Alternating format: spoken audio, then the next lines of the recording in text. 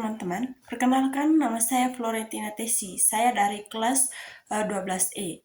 Jadi tujuan pembelajaran di sini yaitu kasus pelanggaran hak dan pengingkaran kewajiban, upaya warga negara dalam mencegahnya. Judul video, Hak Pekerja yang Tertinggal. Kasus pelanggaran hak atas upah dan perlindungan ketenagakerjaan bagi pekerja kontraktor. Tujuan dari pembuat video ini yaitu memberikan pemahaman tentang bentuk pelanggaran hak warga negara di sektor ketenagakerjaan, menganalisis penyebab dan dampaknya, serta menyajikan solusi konkret untuk perlindungan hukum. Latar belakang proyek gedung perkantoran dimulai pada Januari 2023 dengan perusahaan utama yang bekerja sama dengan perusahaan kontraktor swasta. Sebanyak 85 pekerja kontraktor dipekerjakan untuk pekerja struktur dan finisi. Pihak-pihak yang terlibat. Yang pertama, pekerja kontraktor sebagai korban. Yang kedua, perusahaan kontraktor. Yang ketiga, perusahaan utama proyek. Dan yang keempat, Kementerian Ketenagakerjaan Republik Indonesia. Serta terakhir yaitu Serikat Pekerja Konstruksi Indonesia. Bentuk pelanggaran hak. Yang pertama, tidak dibayarkan upah sesuai Undang-Undang Ketenagakerjaan atau kurang dari upah minimum daerah Jakarta selama 3 bulan berturut-turut. Yang kedua, tidak diberi jaminan kesehatan dan jaminan kecelakaan kerja meskipun pekerja memiliki resiko tinggi. Yang ketiga, sebagai pekerja dipecat tanpa pemberitahuan dan uang pesangon sesuai ketentuan. Hak dan kewajiban yang dilanggar atau diabai. Hak pekerja atas upah yang layak. Undang-Undang Nomor 13 Tahun 2023 tentang Ketenagakerjaan dan Peraturan Gubernur DKI Jakarta tentang Upah Minimum Daerah. Hak atas perlindungan kesehatan dan keselamatan kerja.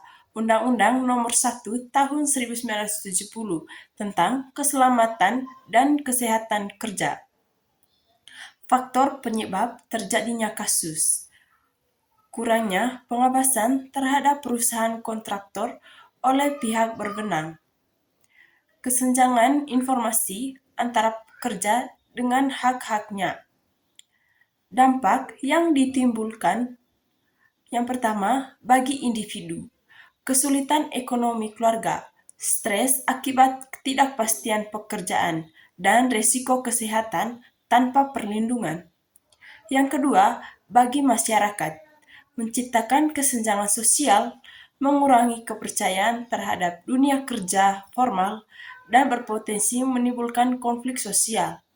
Yang ketiga, bagi negara, menurunkan citra investasi di sektor konstruksi, tidak tercapainya target pembangunan. Solusi yang dapat dilakukan oleh warga negara atau pekerja. Bergabung dengan serikat pekerja untuk membuat kekuatan tabar. Mengetahui dan menyebarkan informasi tentang hak-hak ketenagakerjaan melalui media sosial atau pertemuan masyarakat. Peran pemerintah dan lembaga hukum.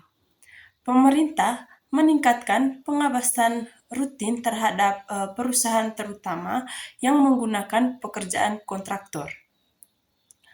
Kementerian Ketenagakerjaan layanan konseling hukum dan bantuan hukum bagi pekerja yang tidak mampu. Sikap yang seharusnya ditunjukkan oleh masyarakat. Yang pertama, mendukung gerakan perlindungan hak pekerja dengan cara memilih produk atau jasa dari perusahaan yang menghormati hak pekerja. Yang kedua, menolak budaya yang merendahkan dukungan moral kepada mereka yang mengalami pelanggaran hak. Kesimpulan, pelanggaran hak atas pekerja dan upah yang layak bukan hanya masalah individu, melainkan masalah nasional yang membutuhkan perhatian bersama dari semua pihak. Perlindungan hukum harus dapat diakses oleh semua warga negara, termasuk pekerja kontraktor. Pesan moral atau ajakan. Mari kita bersama-sama menjaga hak-hak setiap warga negara, terutama mereka yang bekerja keras untuk membangun negeri. Laporkan setiap pelanggaran hak yang kita lihat atau alami, karena setiap tindakan kecil dapat membawa perubahan besar bagi keadilan sosial.